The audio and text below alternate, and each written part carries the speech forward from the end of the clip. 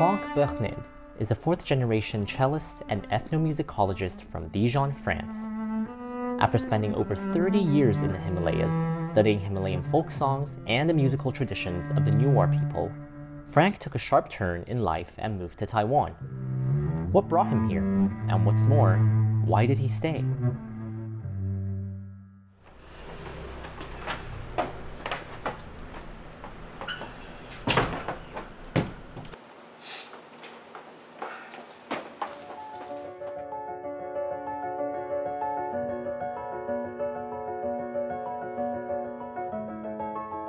Hi, my name is Morris, and I'm your host for today.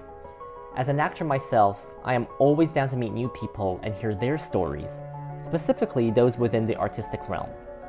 I've had the pleasure of meeting Franck before, but can't wait to visit him again and learn more about his relationship with music, Taiwan, and more specifically, Chiayi. Just an insect in the continuum of the humanity, you know. Right. So, but to have the consciousness that the things were before you. Like I played this old cello. This one is 1720. Yeah. The year of creation by Bach of his suite. You know, and this instrument is more than 300 years old. So many cellists spent all their life and died. We are not the owner of the instrument. We belong to him. Right. And the instrument is the stable one. Right. And we are just the passing one. Right, right. The objects are eternal in some way, you know, more than us. Yeah. So,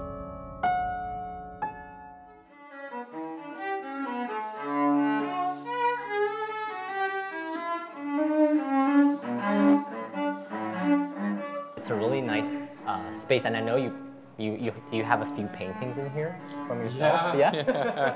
You know, I have a kind of response from the room itself. You know, the space resonates in a certain way, who, in my opinion, match quite well with this kind of Baroque period music. Yeah.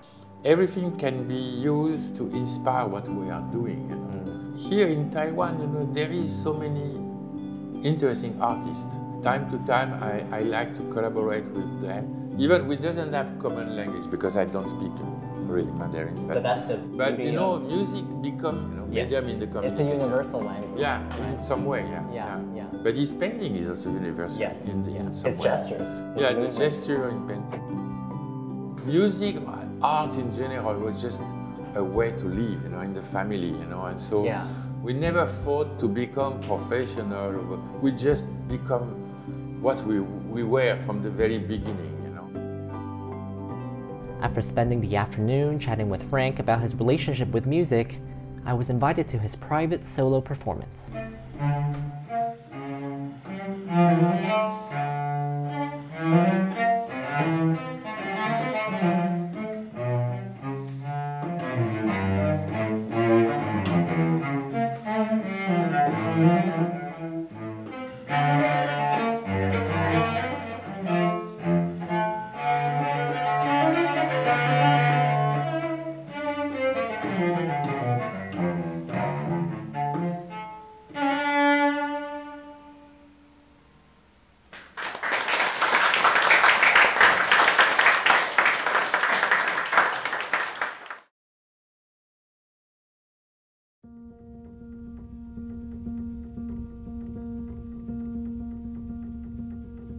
I like this kind of space, you know.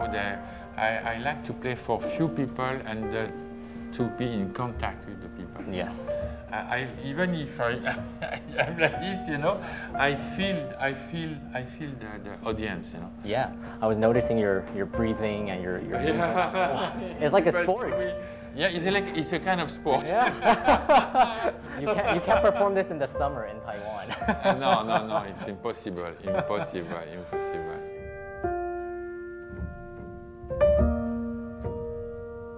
Time passes quickly during times of joy, they say.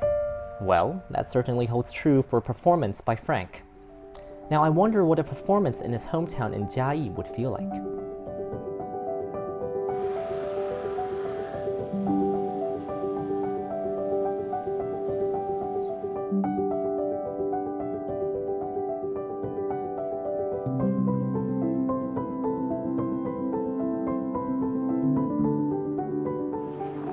Maurice. Good morning. How are you? Good morning. I'm good. I had my cup. How are you? I'm fine. Yeah. I like this this setting. You know, it's by the road. perfect. And, yeah.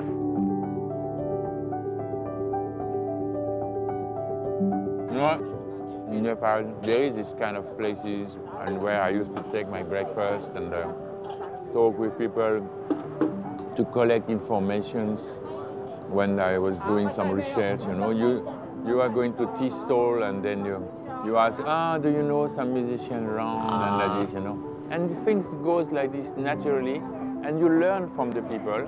Right. So it's just the current of the life, the wave of the life. So you get to know them really well, and they get to know you as well. Yeah. You see, there is something very funny here is that when you see during the festival days, when people have holidays, you have tourists coming from Taipei to come here to eat the turkey rice or whatever. Yeah. And then they really look like foreigners. That's me. That's me. Yeah. I'm a foreigner.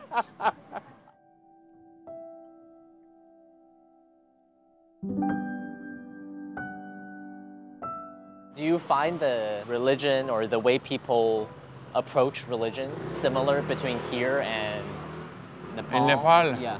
In a city like Chiayi, you know, who is more traditional, Yeah. the relation that the people have with this world and the other world, let's say, you know, is quite similar. You know, people lived with their gods. You know, when you enter the house, the first thing you see is their gods. You know, you have the god, but you have the scooter and you have the TV screen. Everything in the same. It's the same room. You know. Yes. And so the gods are really the part of their life. You know, it's not disconnected.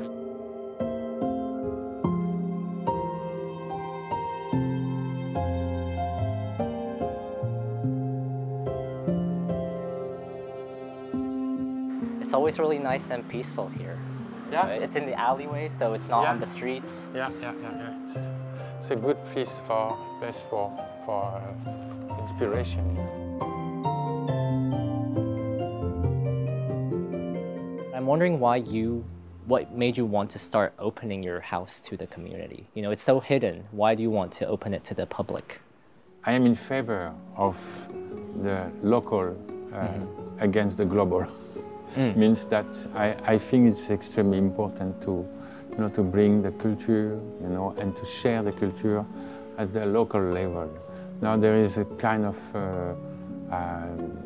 super centralization of culture in the capital, in big cities. Globalization. Kind of globalization like this, and so it's I think it's very nice to bring humbly, you know, the culture at the local level and to also to offer and to share the music or art in general, maybe for people who doesn't have so much access, or they even think too much about that.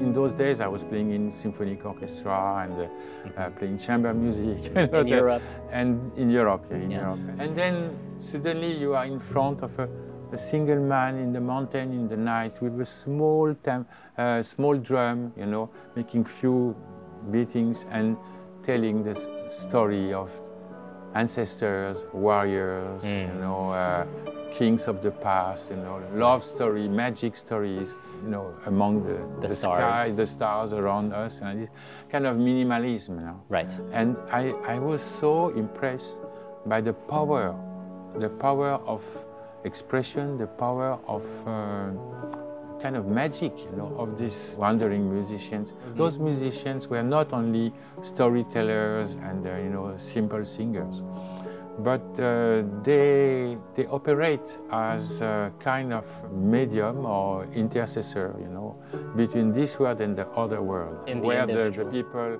suddenly incarnate, you know, the local gods. It helps them incarnate. It was kind of therapeutic kind of ceremonies, you know. It's kind of like what you do here, like the music you yeah, provide. in some way. Not as religious, right? No, not as religious. But you know, it's a therapeutic kind of. Like you said, it makes people reflect on you know, parts of their past. Maybe it reminds people. And music as a medicine, so to some extent, you know.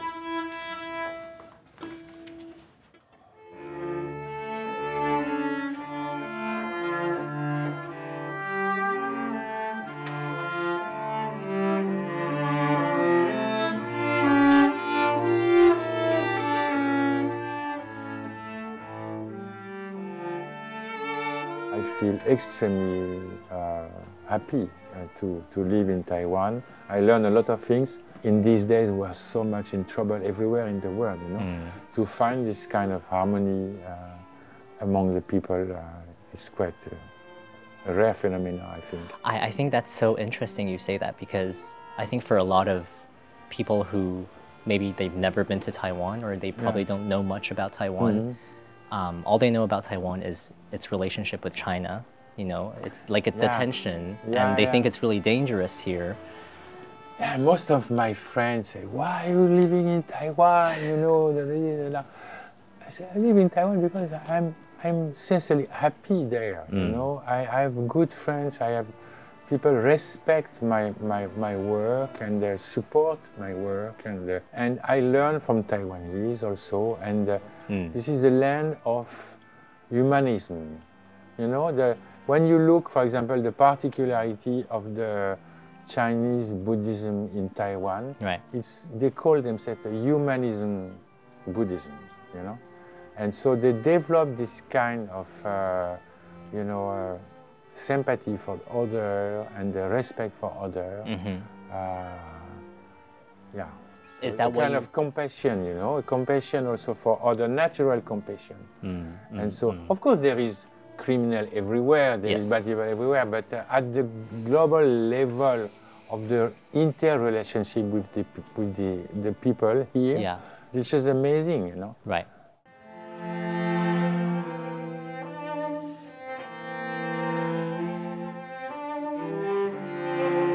What you just said reminded me of what we saw at the temple earlier today. You know, I saw so many people, they go there to the gods to pray for something very specific. I think it's both a form of respect, but also, you know, they really believe in from their heart, and I think that's what makes people, like you said, like respectful and sympathetic and compassionate. It's just like how people respect your music and how you respect the local community. Yeah, I think so. We understood each other very well. Yeah. That's lovely. Yeah.